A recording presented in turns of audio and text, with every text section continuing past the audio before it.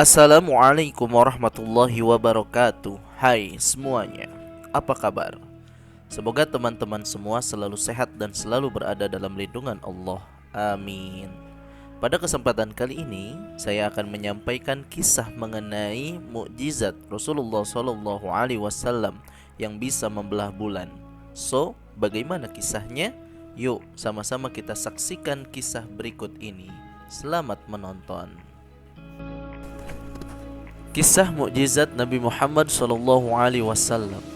Rasulullah membelah bulan.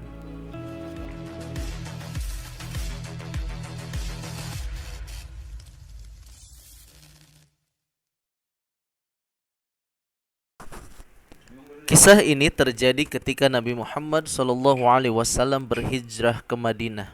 Saat itu, kaum musyrikin meminta bukti kerasulannya. Kemudian Allah mengabulkan permintaan tersebut. Kaum musyrikin malah mengingkarinya. Kebencian kaum musyrikin terhadap Nabi Muhammad SAW tak kunjung berkurang. Apalagi sebelum ini Nabi Muhammad SAW baru mengalami Isra wal Mi'raj, melakukan perjalanan dari Masjidil Haram ke Masjidil Aqsa, lalu dinaikkan ke langit tertinggi untuk bertemu Allah Subhanahu wa ta'ala dan menyaksikan hal-hal yang gaib. Sayangnya, kaum musyrikin tidak dapat menerima peristiwa Isra wal Mi'raj dengan alasan apapun. Malam ini bulan bersinar terang di langit. Kemudian, kaum musyrikin memiliki ide untuk membentuk atau membuktikan kerasulan Nabi Muhammad SAW, dan mereka pun mendatangi beliau. Saat itu Rasulullah SAW sedang berada di Mina, yakni sebuah padang pasir yang berada di sebelah timur kota Mekah. Sebagaimana telah disebutkan di dalam sebuah hadis yang diriwayatkan oleh Imam Bukhari dalam kitab Fadail As-Sahabah nomor 3656, yang artinya bulan terbelah saat itu kami bersama Nabi Muhammad SAW di Mina. Seorang musyrikin menunjukkan ke langit dan berkata, "Wahai Muhammad, lihatlah ke langit. Jika memang benar kau utusan Allah, buatlah bulan itu menjadi terbelah dua bagian." Sekelompok musyrikin tersebut pun berjanji akan masuk Islam apabila Nabi Muhammad SAW berhasil membelah bulan. "Kami berjanji mengakui kerasulanmu jika hal ini benar-benar terbukti."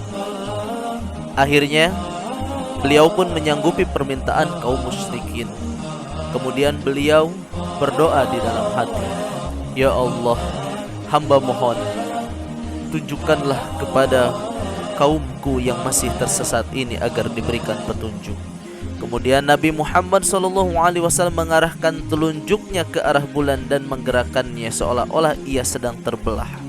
Semua orang melihat ke arah bulan dan seketika bulan pun terbelah dan bergerak ke arah yang berjauhan, tepatnya di antara Jabal Nur, tempat Nabi Muhammad SAW pertama kali menerima wahyu. Orang-orang muslim terperangah seraya tidak percaya dengan apa yang mereka lihat. Seolah-olah mereka tidak percaya. Mereka pun mengatakan bahwa itu adalah sihir yang dilakukan oleh Nabi Muhammad SAW.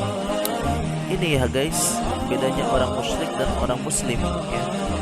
Namanya beda tipis tapi kelakuannya beda jauh. Dan seraya mereka pun mengatakan, "Wahai Muhammad, begitu dahsyatnya sihir yang kau perlihatkan kepada kami, tapi kami tidak akan mudah masuk ke dalam agamamu." Kemudian di antara mereka berbisik, mereka ingin memiliki sebuah rencana dan ide yang jahat, yaitu untuk menjegat kafilah pedagang Arab yang ingin memasuki kota Madinah. Kemudian di antara mereka bertanya, "Apakah kalian malam tadi melihat fenomena yang berbeda yang dilakukan oleh bulan?" Kemudian di antara pedagang menjawab, tentu kami melihat itu adalah fenomena yang luar biasa, di mana bulan bisa terbelah menjadi beberapa bagian. Yang kami herankan, tidak lama bulan tersebut menyatu kembali. Setelah mendengar penjelasan tersebut, para kafir Quraisy meninggalkan mereka.